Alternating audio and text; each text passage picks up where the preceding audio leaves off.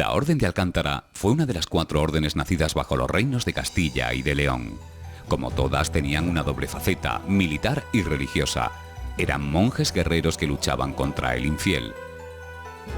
La Orden de Alcántara acabó alcanzando grandes cotas de poder, gobernando los límites de la provincia de Cáceres con Portugal, Sierra de Gata y la zona oriental de la provincia de Badajoz, conocida hoy como las comarcas de La Serena y la Siberia.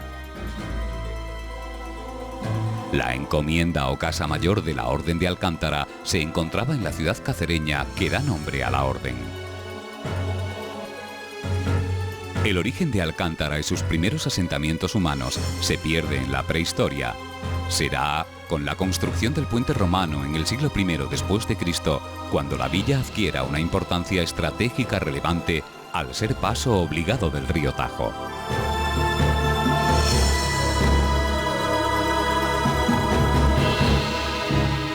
Con casi 200 metros de largo y 70 metros de alto, esta impecable obra de la ingeniería representa el poder del Imperio Romano en la época de Trajano. 1500 años después, el emperador Carlos V, fascinado por la obra tan insigne, mandó almenar el arco del triunfo romano y le añadió el escudo imperial. El puente romano está construido y diseñado como una fortaleza en sí mismo. Cada extremo del puente estaba protegido por torres amuralladas desde las que defender los accesos. En época de paz, esta torre se utilizaba como aduana para el cobro a mercaderes y artesanos, y en el siglo XX la Guardia Civil disponía de instalaciones para controlar la entrada y salida del puente.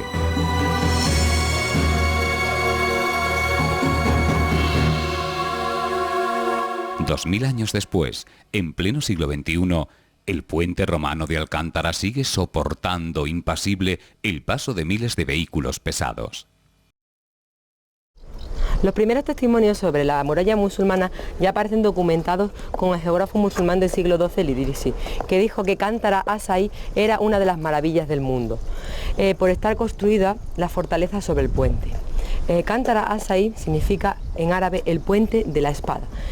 Quizás hay una leyenda que cuenta que había una espada de latón clavada en el arco de triunfo. Es una leyenda muy parecida a la leyenda de Excalibur. Los musulmanes retomaron el carácter militar del puente y fueron los responsables del primer amurallamiento de Alcántara. La dominación musulmana en Alcántara se produce en el año 781, pero no será hasta el siglo XII cuando tenemos constancia de la existencia de un magnífico recinto amurallado. Este recinto amurallado sería de grandes dimensiones, de trazado irregular y bajaría en pendiente por esta zona hasta el puente romano. Constaría de 2 tramos. El primero sería el recinto fortificado propiamente dicho, que englobaría el caserío y después la alcazaba musulmana. Esta alcazaba estaría situada en un lugar estratégico y serviría como alojamiento para las grandes dignidades. La alcazaba árabe fue ocupada por los maestres de la Orden de Alcántara al finalizar la Reconquista. Actualmente no quedan restos de la alcazaba y su lugar lo ocupa el convento de las monjas comendadoras. La puerta que se encuentra bajo mis pies es la más antigua de las del recinto amurallado. Es conocida como la puerta de en medio o también la puerta de las monjas, debido al edificio que encontramos aquí al lado, que es el convento de las monjas comendadoras, la rama femenina de la Orden Militar de Alcántara. En el siglo XV, don Gutiérrez de Sotomayor acometió unas mejoras en la fortaleza y construyó la Torre Blanca, hoy en día desaparecida.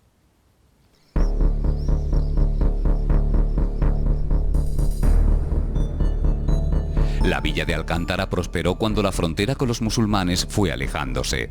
Los monjes guerreros, que en tiempos pasados se dedicaron a extender la fe cristiana luchando contra el infiel, llevan ahora una vida relajada, alejándose de sus principios de caridad y oración. La construcción de un nuevo convento pretendía acabar con la indisciplina de los frailes que vivían en las casas del pueblo y no hacían vida en comunidad. El convento de San Benito de Alcántara se convirtió en la sede y símbolo de la unión de la orden. Desde aquí administraban un amplio territorio y las decisiones tomadas afectaban a muchos extremeños.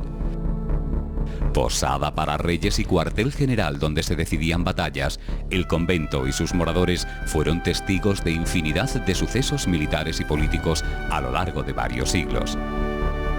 Pero para poder comprender la infinidad de detalles que aparecen por doquier, tenemos que retroceder en el tiempo, justo antes que se creara la Orden de Alcántara y aún no existiera el convento. La Orden de Alcántara surge pues a raíz de una pequeña orden portuguesa que se llama Orden de San Julián del Pereiro, puesto que en principio se pensó que la encomienda de Alcántara fuera gobernada por la Orden de Calatrava, pero al encontrarse muy lejos, pues la idea va a ser que esta pequeña orden portuguesa se haga cargo de la encomienda de Alcántara. Pereiro significa peral en castellano y utilizan un peral que pintan de color verde para simbología de la orden.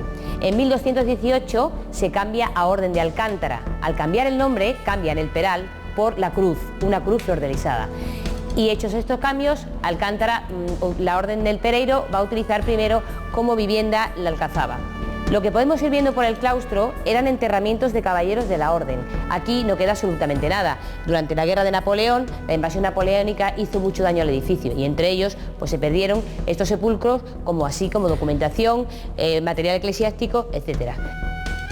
Cuando los soldados franceses abandonaron Alcántara, se llevaron con ellos el recetario de cocina de los frailes del convento. Todavía hoy la gastronomía gala basa algunos de sus platos más famosos en las recetas de los frailes. Cuando coman una tortilla francesa, piensen en Alcántara. Probablemente fue aquí donde se hizo la primera.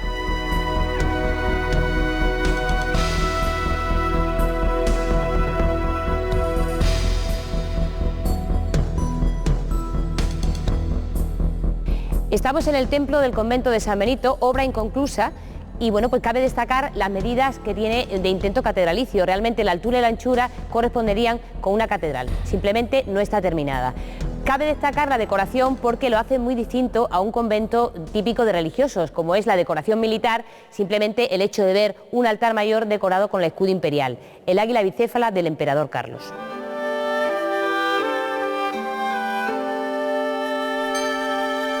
El convento se convirtió en un lugar de culto para la Orden de Alcántara y sus caballeros, que al morir elegían este lugar para descanso de sus almas.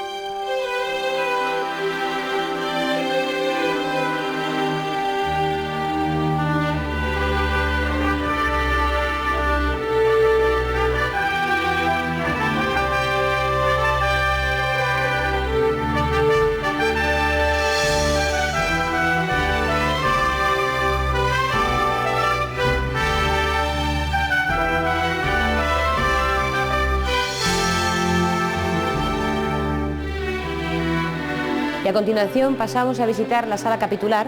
Es la sala donde se reúnen los caballeros de la Orden, el banco que se desplaza hacia alrededor de la estancia, y en ese hueco se sitúa el maestre. El maestre es la máxima personalidad de una orden militar. En este caso, el rey es actualmente el maestre de la orden. Por eso, en este hueco, que era donde se presidían los capítulos, aparece un cuadro del rey con las 4 cruces pertenecientes a las 4 órdenes militares. Desde 1875, la Orden de Alcántara es simplemente una condecoración personal concedida por el rey de España por servicios militares. En el espacio que fue antigua huerta del convento, se construyó el auditorio que acoge el Festival de Teatro Clásico de Alcántara. Se celebra de noche, en los primeros días del mes de agosto, y son representadas en la Galería de Carlos V las obras de relevantes compañías nacionales de teatro. Guardad aquí, que presto os lo traigo. Ay, no se moleste, señora, si lo mío no tiene arreglo. Un poco de agua fresca ha de aliviarle. ¡Que sea bendita!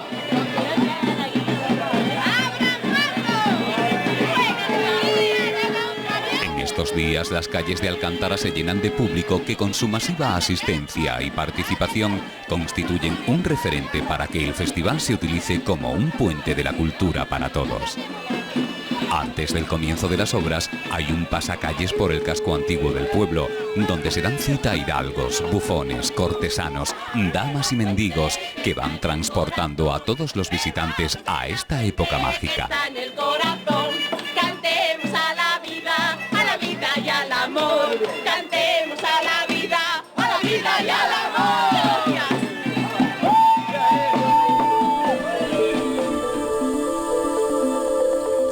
paso de los siglos, Alcántara vería como su vieja muralla árabe era ampliada por un nuevo muro mucho más poderoso. Diseñado para soportar las embestidas de la artillería pesada que en el siglo XVII sembraban el terror entre los ejércitos. España entró en guerra con Portugal y los castillos extremeños situados en la raya tuvieron que adaptarse a las nuevas técnicas de guerra. La fortaleza de Alcántara es uno de los conjuntos de baluartes más completos que se conservan en Extremadura.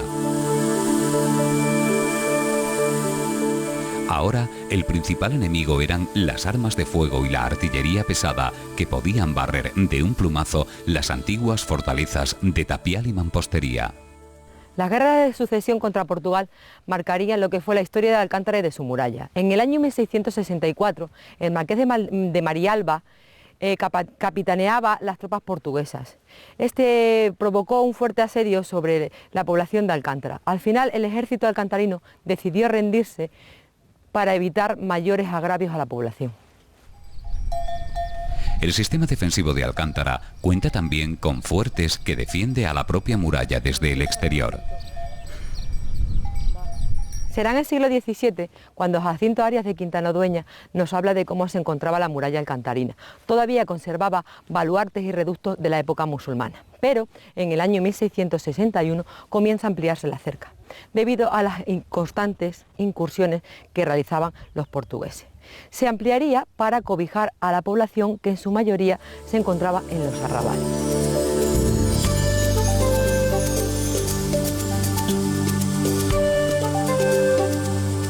En la estampa de las modernas murallas alcantarinas destacan las numerosas garitas que coronan los baluartes.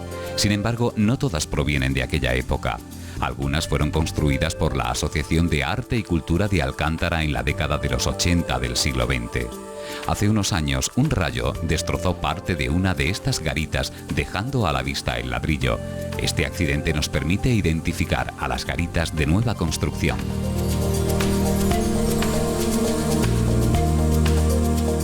Los modernos y poderosos muros comparten espacio con las viejas murallas árabes. Uno junto al otro recorren sinuosa e intermitentemente el perímetro de la ciudad a la que se accedía por diferentes puertas.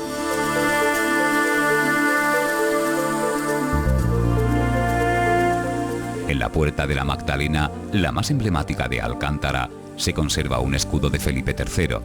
En el centro se puede apreciar el escudo de Portugal, símbolo de la unión de los dos países. El recinto amurallado de Alcántara constaba de 4 puertas. Actualmente solo se conservan 2.